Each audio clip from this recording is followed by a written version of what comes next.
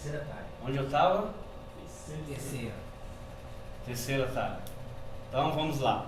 Eu falei da primeira, segunda e agora a terceira. Então vamos lá. Terceira.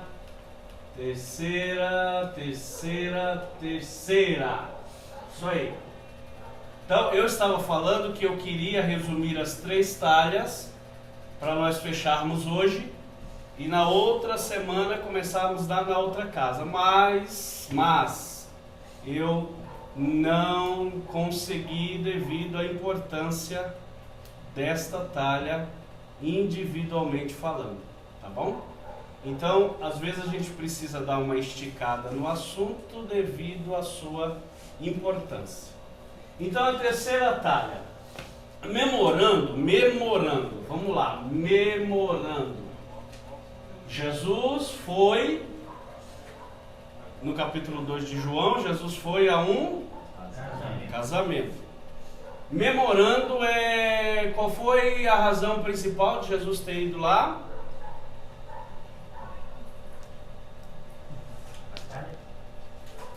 Oi? Foi as talhas, né? Então já gravou isso aí? Porque Jesus não foi o convidado principal. Quem foi? Falando de Jesus e a família Maria, né? Então o texto diz que havia um casamento e Maria foi convidada. Porém, Maria, por ser mãe de Jesus, foi e convidou Jesus e os seus discípulos. Então nós aprendemos que a real razão de Jesus ter ido nesse casamento, além de tudo que ele já sabia o que ia acontecer, a falta de vinho, mas Jesus estava preocupado com o quê? Com as talhas, tá bom? Tudo aí? Tudo certo? Ok. Tudo certo. Então vamos para a terceira. A terceira talha, ela representa o período de Abraão, Isaac, Jacó, o período dos juízes, e se estendendo até o rei Davi e os que viveram neste tempo. E veremos nesse tempo o sangue através de Abraão. Nas talhas sempre há uma representação do sangue. Já perceberam? Que sempre há um sangue envolvido, um sacrifício envolvido. Vocês estão aí? Amém? Sempre. Ok? Tudo bem? Então vamos lá. Qual é a principal? Vamos dar um tema para essa talha. É aquilo ali, ó. A adoração sacrificial de Abraão. Tá?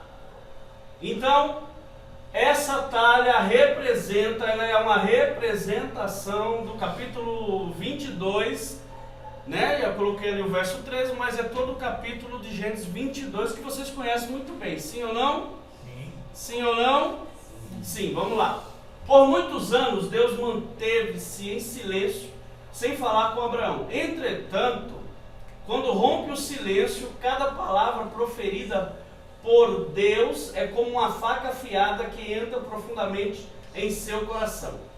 Abraão, que já havia passado por várias provas, agora enfrenta a mais difícil delas, a entrega de Isaac, seu filho amado, a coroa de todas as provações. Esse épico episódio aponta para o maior gesto de amor da história, o amor de Deus pelos pecadores e a dádiva de seu Filho unigênito para morrer pelos nossos pecados. Então nós concordamos com William MacDonald quando diz que talvez nenhuma cena na Bíblia, exceto o próprio Calvário, é mais pungente do que essa e que nenhuma prefigura de forma tão vivida a morte do único e amado Filho de Deus na cruz. Viu onde a talha chegou? Vocês estão aí? Amém. Então ela saiu ali de João 2, foi para Gênesis 22 e volta para o Calvário. Tá? Você viu como é interessante esse negócio, né? Certo? Até aí tudo bem? Ok. Amém. Então vamos lá. Vocês estão aí também? Tá aí, irmão? Tá aí, irmão? Continuando aqui, concordo com Braumer quando diz que com Isaac, Abraão começou a caminhada mais difícil de um pai que um pai já fez com seu filho. O percurso de Beceba a Moriá era de mais de 80 quilômetros. Foram 3 dias de viagem, tempo suficiente para Abraão sentir uma martelada na consciência a cada passo que dava. Mas ele não vacilou e sua prontidão em andar pela fé revelou-se inabalável. Quando Abraão viu o lugar do sacrifício, não retrocedeu. Ao contrário, tomou decisões ainda mais firmes para cumprir o propósito de Deus. Ok? Tudo bem, gente? Vocês estão calados? Não vai falar nada. Abraão precisou vencer várias dificuldades para obedecer. Quando a gente olha a Bíblia e lemos ela, a gente acha um negócio tão fácil, né? Abraão sobe a Moriá, leva teu filho e sacrifica ele lá. Simples, né? Ok? Então ele anda mais de 80 quilômetros, 3 dias de viagem, com a sua consciência martelando. Martelando o quê? Vou ter que matar meu filho. Então vamos lá. As 7 dificuldades que Abraão enfrentou para obedecer a Deus neste assunto. Primeira dificuldade de Abraão: a ordem de Deus parece contrariar a lei antecedente de Deus. Vamos ver, gente, quem está com a Bíblia aí? Vocês estão com a Bíblia aí? Gênesis 9, 5, 6. Primeira dificuldade de Abraão, que Abraão encontrou em realizar, em obedecer a Deus. A ordem de Deus parece contrária à lei, que antecedente de Deus. Gênesis 9, 5, 6. Quem achou?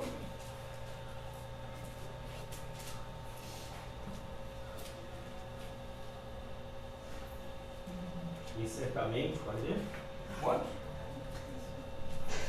E certamente requerei o vosso sangue, o sangue da vossa vida, da mão de todo animal. O requerei como também da mão do homem, e da mão do irmão, de cada um requerei a vida do homem. Ou seja, eu não quero que vocês matem nenhum ser humano, porque se matar eu vou requerer o sangue daquela pessoa que você matou. Ok? Então a primeira dificuldade de Abraão porque essa ordem é contrária ao que ele fala em Gênesis 9. Há momentos em que a palavra de Deus parece estar em contradição, pois ele nos pede coisas que parecem estar na contramão da sua própria verdade revelada. Ok? Vocês estão aí? Deus dá uma ordem: não mate. Mas aí ele diz a Abraão: vá lá e mate. Primeira dificuldade. Porque isso colocaria Deus à prova. Opa, que Deus é esse que dá uma ordem, né? Ele dá um estatuto perpétuo e manda eu fazer algo que ele mesmo proíbe. Então esse Deus é contraditório. Certo? Vocês estão entendendo então? Sim ou não? Já passou por vocês alguma situação dessa? De Deus pedir ou mandar vocês fazer alguma coisa, ou requerer de vocês alguma coisa que contraria os princípios que você aprendeu? Já?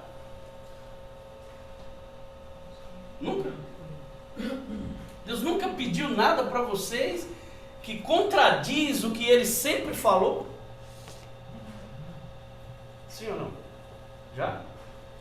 Vocês estão aí? Já?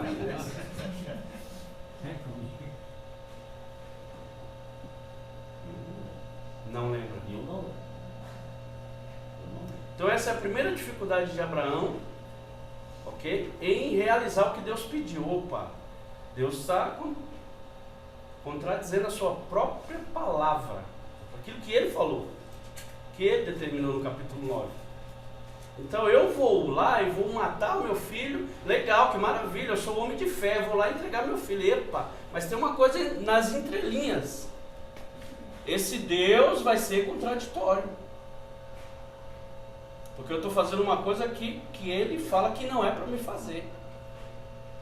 Segundo, isso é para vocês pensar, tá, gente? Vocês têm que pensar. Segunda, a ordem de Deus era contrária à grande afeição que Abraão tinha pelo seu filho.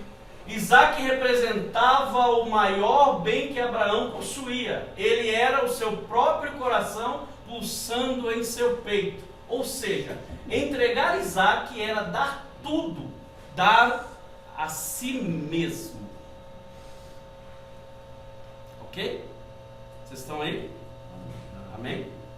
Então, a segunda dificuldade de Abraão. Pediu uma coisa que era o seu próprio coração pulsando em seu peito. Então, entregar Isaac era dar tudo, dar a si mesmo. Porque qual era a real desse sacrifício? Deus não queria Isaac, Deus nunca quis Isaac. Nunca. Vai lá dar o teu filho para mim. Deus nunca quis Isaac. O que Deus queria era Abraão. Só que para Abraão se entregar para Deus por completo, ele tinha que entregar tudo que ele tinha, o que ele amava para Deus, para ser entregue para Deus por completo. Então Deus nunca quis Isaac. Deus queria Abraão. Então muitas vezes Deus pede coisa para nós, que nós amamos, não é que Deus quer o que eu tenho, ou o que eu amo. Na maioria das vezes Deus quer nós mesmos. Tá? Então o que Deus queria era Abraão. Ok? Vocês estão aí? Terceira, a ordem de Deus era contrária ao bom senso. Sacrificar Isaac, seu único herdeiro, frustraria todos os sonhos de Abraão, mas ele levou sua razão cativa à obediência da fé e entregou seu filho amado. Aí podemos dizer, não, mas tinha Ismael. Mas quando ele mandou subir a Moriá, ele não disse Ismael, ele disse o seu. Então, seu único? Era o único filho? Ele tinha outro filho? Ele tinha. Mas quem era o filho da promessa? Quem era? Era Isaac. Ok? Certo? Então, contrariava o bom senso. Sacrificar Isaac era seu único herdeiro, frustraria todos os sonhos de Abraão, mas ele levou sua razão cativa à obediência da fé e entregou seu filho amado. Tá? Ele tinha sonhos para Isaac? Tinha? Com certeza. Ok. Então, mas o que ele levou cativo? Ele levou cativo a? Do que? E fez o quê? Entregou seu único filho. Então tudo que Deus quer de nós, ou que Deus pede de nós, tem que haver o quê? Obediência aí e fé. Se não tiver, nada feito. Tudo bem? Quarta, a ordem de Deus era contrária à promessa de Deus. O Senhor havia dito a Abraão, por Isaac será chamada a tua descendência. Quando Deus parece entrar em conflito consigo mesmo e sua ordem, parece entrar em conflito com sua promessa. Precisamos descansar na sua soberania e obedecer sem... esse filho aí é o filho da promessa. Esse daí vai ser bendito em todas as nações, vai crescer.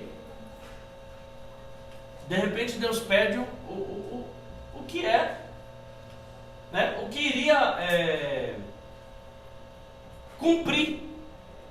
O cumprimento da promessa estava nele e Deus pede, né? Então Deus entra em conflito consigo mesmo e a sua ordem parece um conflito com sua promessa. Deus promete uma coisa, realiza e depois toma, depois faz exatamente ao contrário? Né? Porque se ele mata Isaac, cadê a promessa? Quarta dificuldade. Quinta, Deus não lhe deu nenhum motivo para ele cumprir essa ordem. Ele simplesmente lhe deu uma ordem sem qualquer justificativa. A fé não busca razões. Ela se contenta em obedecer. Ela não olha para a plausibilidade da ordenança, mas para aquele que ordena. Abraão conhecia a Deus, por isso confiava nele. Vai lá, sacrifica o teu filho e não se aveste. Ele vai morrer, mas eu vou ressuscitá-lo automaticamente. Deus falou isso para Abraão? Na verdade, Deus não falou nada. Deus só falou: sobe e sacrifica. Quando Deus requer de nós alguma coisa, Deus sempre vem com um posterior. Eis que eu te digo, meu servo, faz o que eu estou te mandando, que eu vou te dar uma bênção. Eis que eu estou dando livramento para você. Vai em frente. No caso de Abraão, Deus não deu nenhuma garantia. Deus disse: sobe e sacrifica. Tá? Sexta, como ele poderia olhar novamente para o rosto de Sara? Aquela decisão atingiria diretamente Sara, uma vez que Isaac também pertencia a ela. No entanto, sua confiança em Deus afastou dele todo o temor de uma crise conjugal. Por isso, ele não caminhou inseguro, nem nutriu qualquer dúvida em seu coração, pois não laborava com a possibilidade da tragédia, mas com a certeza do milagre. Fale. Será que quando Deus pediu para ele sacrificar Isaac, ele comunicou a Sara? Isso aí? A história diz que ele conversou com Sara. Não dá para saber se Sara concordou ou não. O texto não fala, mas se você for ver nas entrelinhas, um pouquinho mais para frente, ele teve problema com Sara por conta disso aqui. Ele teve. Então, quer dizer, esse texto, Val, ele deixa obscuro. Será que ele conversou? Será que ela conversou? Só que lá na frente, nós vamos ver, nós vamos enxergar isso no texto, que ele teve problema com ela. Por conta disso, ele teve. Né? Nas entrelinhas ele teve problema com ela. Né? O texto bíblico dele nos mostra que eles ficaram um tempo separados. Eles brigaram. Né? Quando Sara morre, Abraão não estava bem com Sara. Por conta disso aqui. Ó. Porque é fato. Falou: ó, eu vou subir. Deus mandou subir. Só que ele pediu Isaac. Não sei se ele tinha fé. Por que ele tinha fé? Porque quando ele sobe, ele diz para os homens: fiquem aqui, que eu e o moço vamos sacrificar e desceremos. Ele não disse: eu vou descer, nós vamos voltar. Então, isso é fé. Não é que ele tinha certeza, não é que Deus tinha dado alguma garantia para ele que o menino ia descer com ele. Não, Deus não deu nenhuma garantia. A garantia que ele tinha era a fé que o menino ia voltar. Não sei, eu vou lá, vou matar o menino, vou sacrificar, com algumas pendências que eu vou entrar em meio em conflito com Deus, porque eu estou fazendo uma coisa que ele não quer que seja feita, eu não sei. Mas chegar lá, de repente Deus ressuscita ele, amém, eu desço com o menino, amém, todo jeito. Mas ele teve problema com a família, com Sara. Sara morre, ele não estava bem com ela. Ela não aceitou isso aqui. Vocês estão aí? A Sara já dava problema desde o começo. Lá atrás. Entendeu? Então, quando Isaac nasce, aquela coisa toda, ela se apegou e lá, não, você não vai. Você não vai falar, não, eu vou. filho, né? Filho da promessa, aquela coisa. Tanto é que ele poderia olhar novamente para o rosto de Sara. E é interessante, Val, que mesmo o menino voltando vivo, ela nutriu até o túmulo esse sentimento de não concordar com o que ele fez. Tá? Vocês estão aí? Amém? Eu não sei se eu já falei aqui uma vez, mas vocês vão depois dar uma lida na morte de Sara que vocês vão perceber. Quando Sara morre, Abraão não está lá. Abraão viaja para o enterro de Sara. Eles não estavam juntos. Né? E isso criou uma cicatriz. Ela não dá um ênfase em separação para não abrir um leque para a própria oportunidade e os oportunos, na verdade. Sim, sim. Vai pegar Abraão como pai da fé separou, Deus não pode separar. Exatamente. Entendeu? Então a Bíblia fecha isso para não dar esse Isso, ela fecha o leque. Mas se for observar nas entrelinhas que nem você falou, eles estavam meio que separados. Isso. Amém? Porque o livro de Gênesis ele é diferente de todos os livros da Bíblia, tá? O livro de Gênesis ele mostra a ação depois que ele conta a história. Tá? Ele mostra a história, ele mostra o que aconteceu depois que ele narra a história. Entendeu? Então eu vou dar um exemplo bem claro, bem simples. Eu chego aqui, tá essas cadeiras aqui. Então eu vou escrever: quando eu cheguei aqui, as cadeiras estavam aqui. As cadeiras azuis estavam aqui. Pronto, todo mundo está sabendo que tinha. Eu vou colocar lá. Todo mundo vai ficar sabendo que a cadeira estava aqui, porque eu estou avisando para vocês. As cadeiras estão aqui. Isso é Gênesis. Ele fala o que aconteceu. Só que depois é que ele narra como as cadeiras chegaram aqui. Então depois que eu vou contar, lá do dia tal eu fiz um pedido das cadeiras e elas foram confeccionadas e chegaram assim, caíram no meio do caminho, o pneu furou do caminhão e atrasou e ela chegou. Esse é o livro de Gênesis. Ele mostra depois que ele narra a história. Ok? Então, por isso da pergunta, como é que ele ia olhar o rosto de Sara novamente, se Isaac não volta?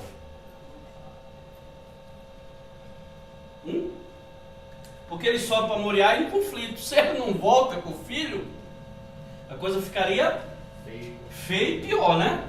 Então, isso é interessante, aquela decisão atingiria diretamente Sara, uma vez que Isaac também pertencia a ela era a mãe.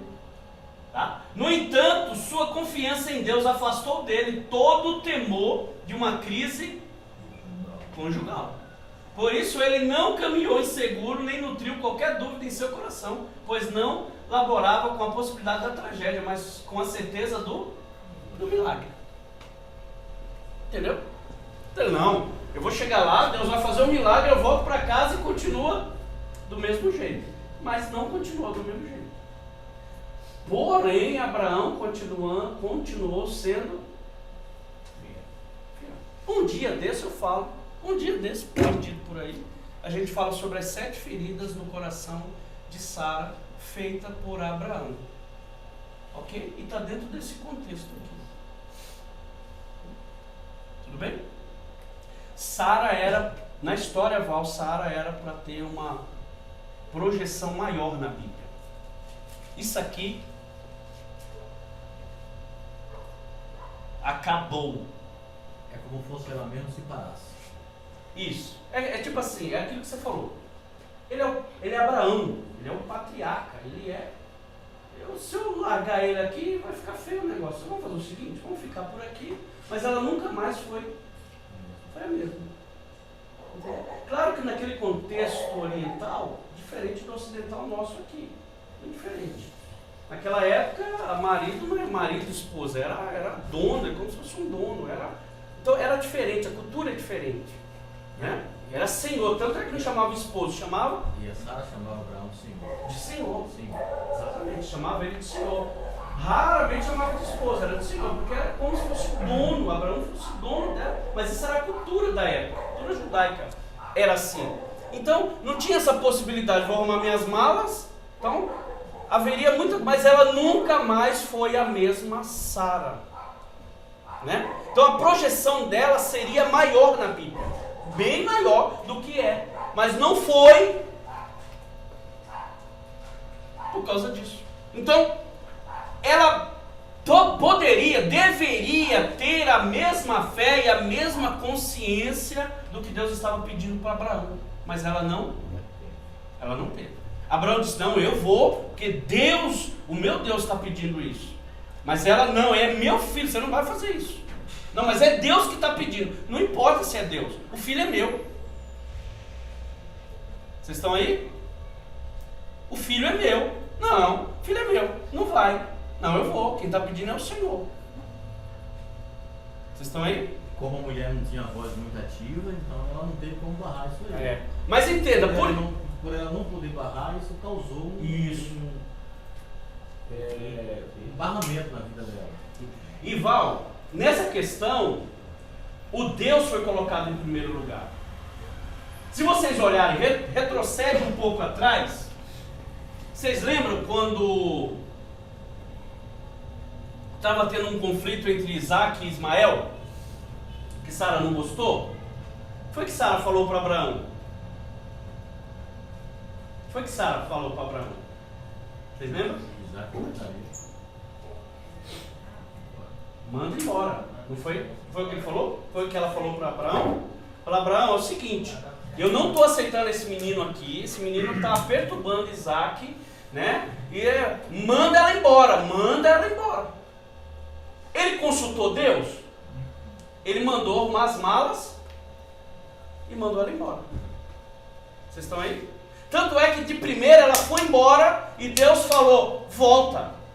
Volta porque você tem uma pendência com a sua senhora. Volta. Só que aí ela volta, não, aí o negócio não fica legal e Sara chega para Abraão e diz, eu não quero... Como é o nome da mulher? Eu não quero Agar e nem Ismael na minha casa. Faça alguma coisa. Ele fez? Ele fez. Ele mandou arrumar a mala, colocou pão, colocou água e mandou ela embora. Ele consultou Deus? Não, ele não perguntou nada para Deus. Ele mandou, ele fez o que ela pediu. Só que nesse caso ele não fez isso. Por quê? Quando ele levou Isaac, já tinha acontecido esse episódio de Agar? Sim ou não? Sim ou não? Sim, já tinha acontecido esse episódio?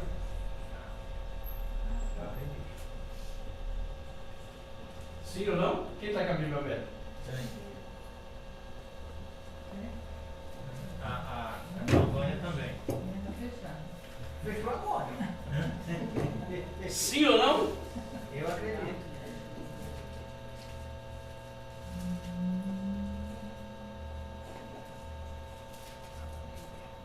Isaac está onde? 22, né? Isaac tinha quantos anos, pastor? Foi isso aí, 22. 12. Eu acho que é capítulo 21. O nascimento de Isaac é no capítulo 21. Capítulo 21, 14, que ele manda embora. Então é antes. É isso? É isso aí. Antes. Mas aqui no 21:12 fala assim, porém Deus disse a Abraão, não te pareça mal os teus olhos acerca do moço e acerca da tua serva. E tudo que Sara te diz, ouve a sua voz, porque em Isaac será chamada a tua semente. Deus concordou com a saída de Ismael?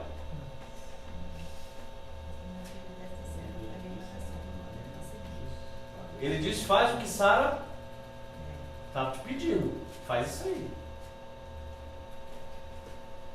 Aí no capítulo 22, Sara com certeza não concordou. E ele atendeu a Sara. Por que no episódio de Isaac ele não ouve Sara? E no de Ismael ele ouve? Porque Deus falou que ele poderia ter feito. Vamos, raciocina comigo, gente. Raciocinar. Raciocina Mas sem comigo. raciocinar. Raciocina comigo, vai. Por que no episódio de Ismael Deus concorda e diz, obedece a Sara? Obedece, força de expressão. Não era isso para aquela cultura. Mas por que no episódio de Isaac Deus não intervém?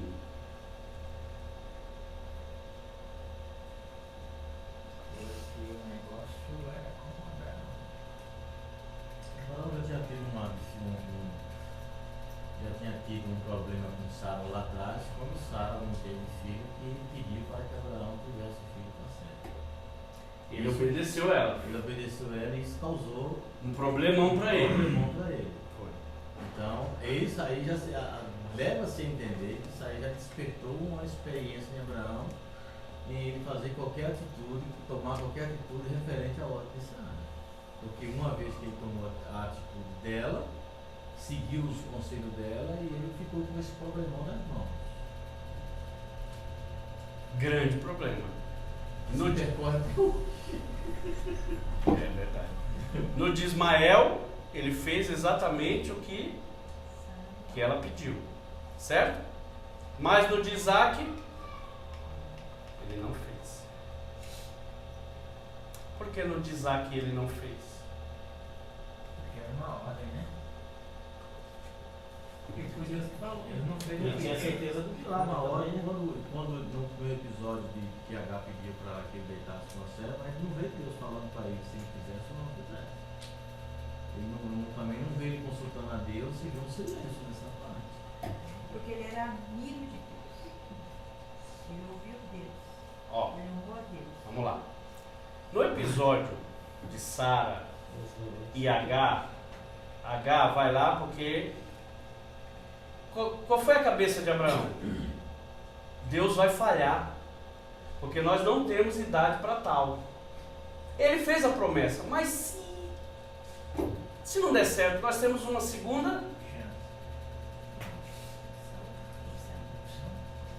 opção. Alternativa B. Eu vou ajudar Deus. Eu quero que vocês tragam isso para nós, gente, para os nossos dias. Abraão, Sara, Abraão, você vai ser pai. Sara riu. Riu ou não riu? Ela riu. Nós que essa idade é ruim. Ok? Deus chamou ela, chama ela lá. Você vai ser mãe. Tá bom. Chegou. Ela disse, olha, Deus fez uma promessa, porém, humanamente falando, não há essa possibilidade. Então vamos para o plano B. Porque se Deus falhar no plano A, nós temos plano B. Então vamos, Abraão? Vamos. Ele consentiu, sim ou não? Sim. Vamos plano B. Nasceu o plano B. Só que o plano B deu o quê? Uma grande dor de cabeça.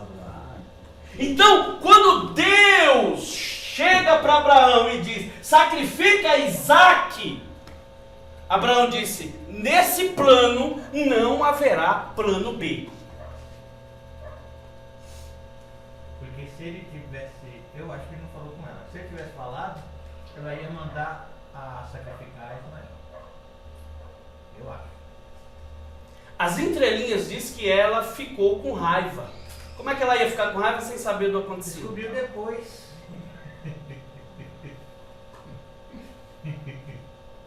Eu acredito. Há assuntos bíblicos que a Bíblia não fala sem palavras, nem texto, nem contexto do assunto. Mas ela deixa ao entender. Ela deixa o caminho. Deixa entender. Fugindo um pouquinho do assunto de Abraão, a Bíblia fala que Adão e Eva tiveram filho antes do pecado, mas dá a entender que tiveram. É, Então é dá a isso. entender.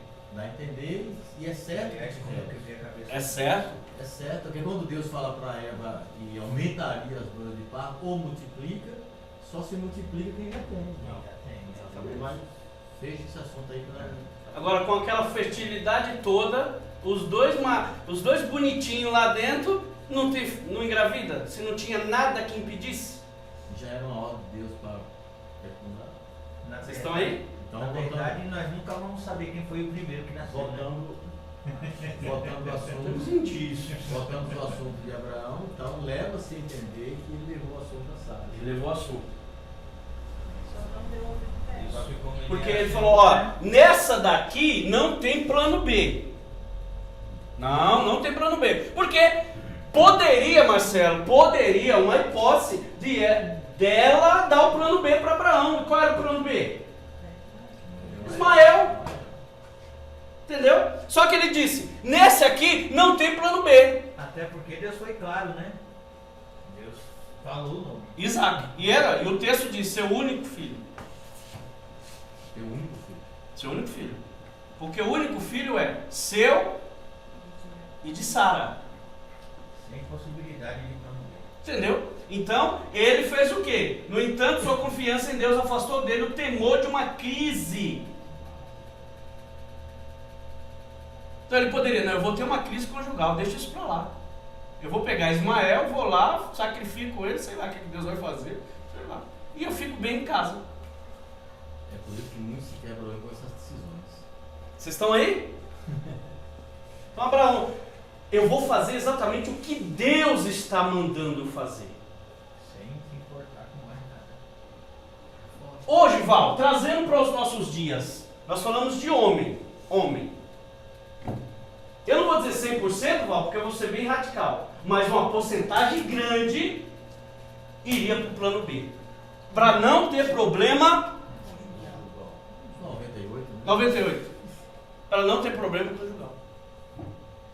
Só que aí é que tá. A gente não faz o que Deus manda para não ter problema conjugal em casa, mas nós temos um problema com quem? E é pior. Com Deus. Por isso que as coisas não fluem. Porque nós deixamos de fazer o que Deus está mandando por causa de um capricho. E as coisas não fluem. Porque o obedecer a Deus é que faz as coisas fluir, andar. E as coisas não andam.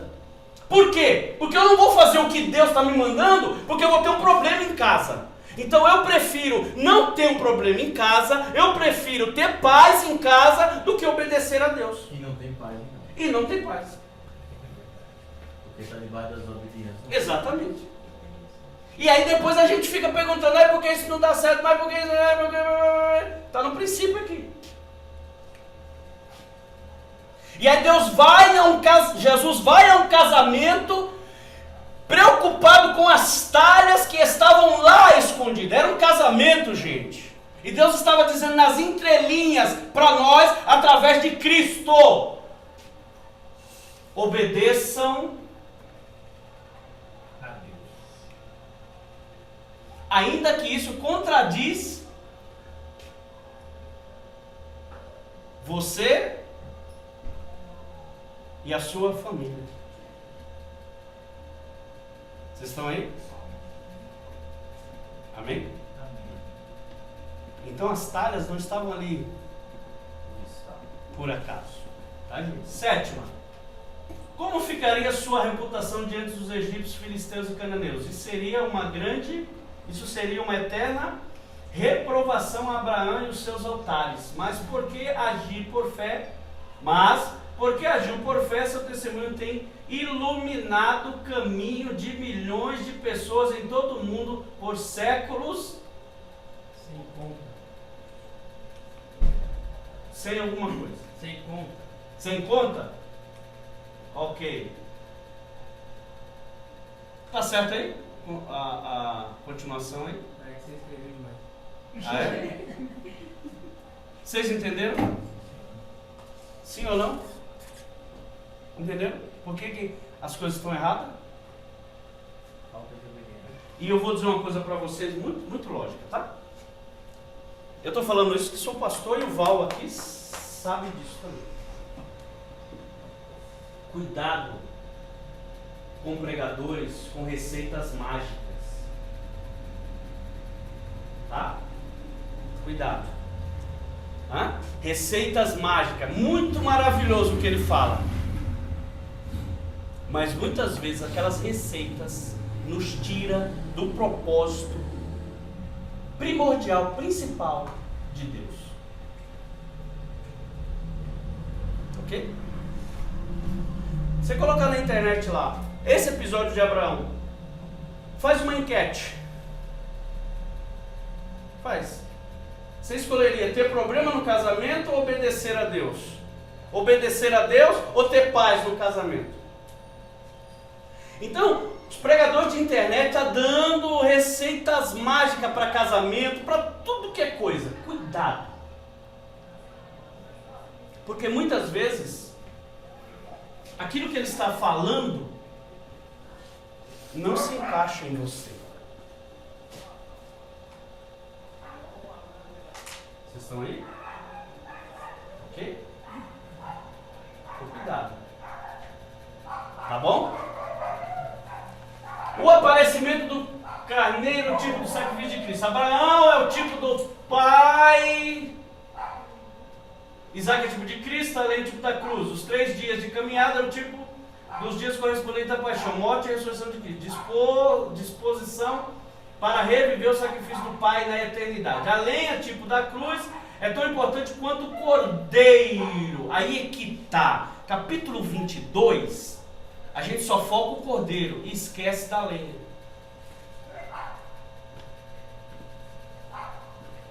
Isaac faz menção disso, né? O que ele diz lá, Val? Ele chega para o pai e faz a interrogação que ele está vendo a lenha e o cutelo, mas que está faltando o cordeiro. Faltando o cordeiro. Ele falou, a lenha está aqui, está tudo preparado. É isso? Mas ele cita a lenha. Ele cita a lenha. Então, quando a gente lê, ou quando a gente prega, capítulo 22, a gente foca em quem? Cordeiro. Só no cordeiro. Só no Isaac. Só que a lenha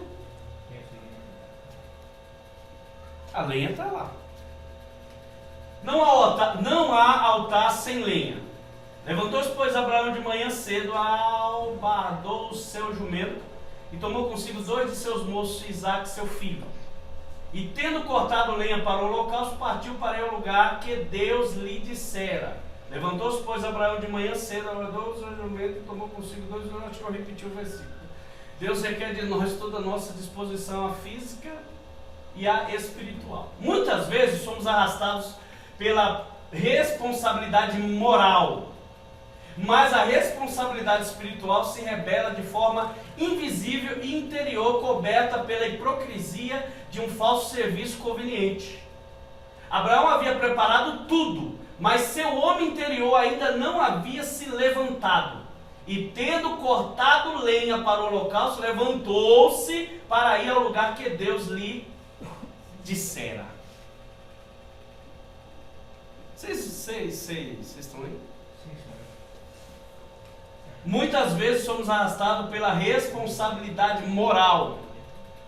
Eu vou para a igreja porque eu tenho uma responsabilidade moral. Eu sou o quê? Me ajuda aí. Eu sou o que na igreja? Eu sou o quê? Pastor não, gente, outra coisa. Sou regente, pronto. Sou regente. Eu tenho uma responsabilidade moral. Oi? Vocês estão aí? Mas a responsabilidade espiritual se revela de forma invisível e interior, coberta pela hipocrisia de um falso serviço conveniente. Moralmente eu tenho que estar lá. É responsabilidade minha. Mas muitas vezes não temos responsabilidade espiritual, porque ela se revela invisivelmente no nosso interior, coberto por uma hipocrisia e um falso serviço. Muitas vezes nós estamos fazendo para Deus apenas porque temos uma responsabilidade moral. A gente vem e faz, e eu mostro ou finjo que estou gostando daquilo que eu estou fazendo. Mas o meu interior já se rebelou com aquilo. Ok? Abraão havia preparado tudo. Estava tudo pronto. Mas seu homem interior não havia se levantado. E tendo cortado lenha, parou o carro, levantou-se para ir ao lugar que ele... A lenha aqui é um segredo. Ele deveria despertar-se para ir e levantar o outro Abraão. Isso somente é possível quando cortamos a arvorezinha que amamos para fazer dela a lenha. A segunda disposição chegou quando ele cortou a lenha. Corte a lenha. A lenha ainda é uma árvore predileta que não queremos derrubar.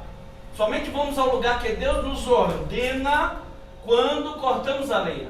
Veja que pela segunda vez a palavra diz: levantou-se para ir ao lugar que Deus ordenara. Cortemos a lenha. Quando a lenha estiver cortada, já não haverá impedimento para irmos ao lugar que Deus ordena. Observe que ele poderia ter deixado essa lenha para providenciar lá perto do holocausto, né? Exato. E ele não fez isso, já cuidou logo de preparar para levar. Porque a lenha não era uma coisa qualquer. Ele poderia pegar a lenha lá no monte, lá em cima, sim ou não? Né? Tanto é, Val, que quando ele vai fazer o sacrifício, que ele ouve a voz e que ele enxerga um carneiro lá, o carneiro estava preso aonde? Em galhos. Em galhos. Ou seja, ele poderia... Tinha lenha lá em cima. Tinha lenha lá em cima. Ele poderia pegar aquela lenha lá, aquele, e fazer o sacrifício. Mas não. Ele levou a lenha da onde? Dele. Ok? Então, muitas vezes nós servimos a Deus com uma responsabilidade moral. Mas espiritualmente nós não levamos a lenha. Vocês estão aí? Forte, Brasil. Vocês estão aí? Quando eu chegar lá, Val, quando eu chegar lá, eu pego qualquer lenha que tiver lá e faço o sacrifício.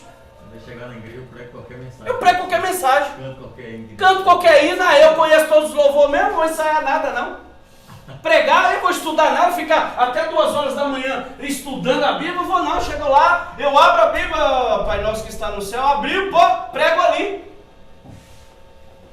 Isso é responsabilidade moral, mas não é responsabilidade espiritual. Então nós temos que cortar a nossa lenha. Vocês estão aí? Eu preciso sacrificar, Glória a Deus. mas eu preciso levar a minha lenha e não a lenha do Val, porque o sacrifício é individual. Glória a Jesus. Entendeu? Ó, estuda a palavra. Eu vou estudar para quê? Chega lá, o pastor está lá, o pastor que prega. Mas o pastor prega com a lenha dele. E a tua lenha?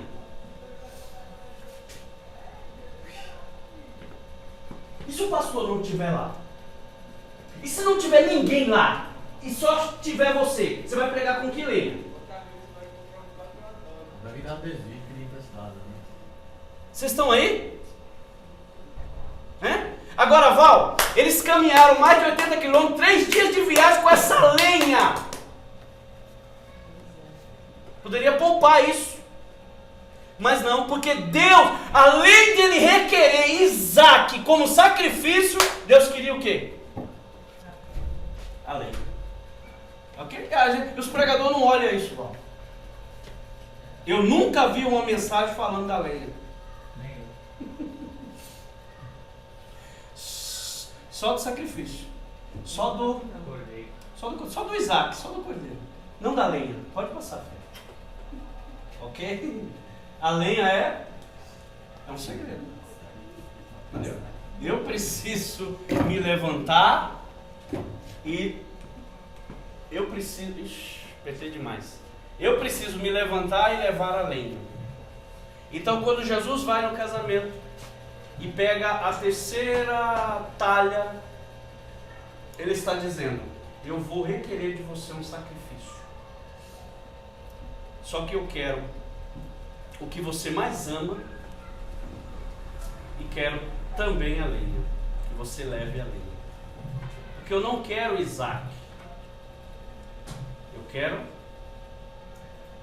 você. E para eu saber que você está se entregando de corpo e alma para mim, primeiro você vai entregar o que você tem de mais relevância, que você mais gosta, que você mais ama. Quando você entrega tudo e tudo que você ama, aí eu conquisto o teu coração. Ou melhor, você conquista o meu. Porque o que eu quero é você. Amém, gente? Amém. Tudo bem? Amém? Então, aprendemos com Abraão sobre o sacrifício. E que nós precisamos sacrificar aquilo que Deus pede para nós. Né? Então, para com esse negócio de eu não vou, eu não quero, porque tem fulano e tem ciclano. O sacrifício é pessoal. A lenha é pessoal. Amém? O chamado, ele é pessoal, não é coletivo. Tá bom? Então, toda vez que você vir para o culto fazer alguma coisa, traga o seu sacrifício. E o seu sacrifício não é o que está guardado no sentido de aquilo ali eu não uso. Não, o seu sacrifício é aquilo que você mais ama, que mais você usa. Esse é o seu sacrifício. Amém? E traga a sua lenha para colocar o seu sacrifício lá. Tá bom? Tá bom? Então não vivamos uma espiritualidade moral, uma responsabilidade moral, mas também uma responsabilidade espiritual. Moral, o que é responsabilidade moral? Eu tenho que estar lá porque eu sou o líder. O que é responsabilidade espiritual? Eu vou porque tenho a necessidade de adorar ao Senhor. Adoração sacrificial. Eu não vou porque tenho cargo, eu vou porque eu quero adorar ao Senhor. Eu vou porque eu vou levar o meu sacrifício. Eu não vou lá porque eu tenho que reger. Não, eu vou lá porque eu tenho que levar o meu sacrifício. Responsabilidade espiritual. Amém? Amém. Tudo bem? Amém. Posso dizer uma coisa? Sabe por que as pessoas somem, ou a maioria delas, quando tiram o cargo dela?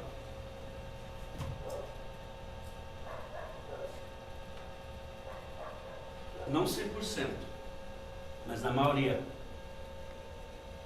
Por que elas somem? Ninguém é baixado? Estava preso no carro.